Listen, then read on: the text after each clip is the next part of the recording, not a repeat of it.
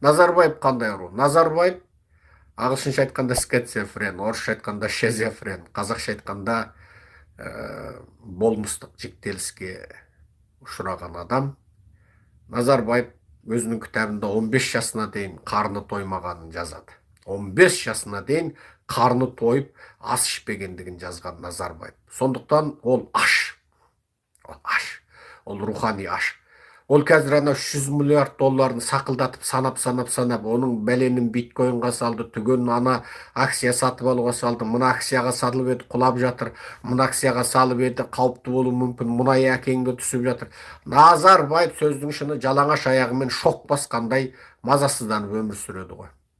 Оның өткенде кітабын шығарып, ана тоқалынан тудырған балаларын таныстырып, сөйлегенде ұйқым тыныш, көңілім тыныш дегеннің бәрі оттаған сөз. Ода ұйқыда жоқ, күлкіде жоқ. Ол ана 300 миллиард доллар ақша оған қалтасындағы 300 теңге құрлы көрінбей тұр. Неге?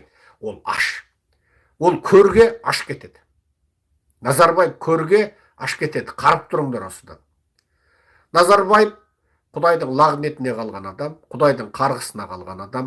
Егер оның жүрегінде бір қалыпты адамдарға тән бір сау адамның бір компоненті болғанда, оның денесінің клеткасында сау адамдарға тән бір клетка болғанда, оның денесінде лағнеті шайтандық емес бір клетка болғанда, адамға тән бір клетка болғанда, ол аншама сұмдық ақшаны ұрлап шетел асып, және өзіне Құдай берген 30 жылдық ел билеген тарихында халыққа бір жақсылық істемей кеткендігіне қарап, сен Назарбаевты ойлай бер. Ол аурудың үлкенімен ауыратын адам. Ол киімді дәджал, киімді шайтан. Ол психология бойынша болмыстық жіктеліске, скизофрендікке ұшыраған адам.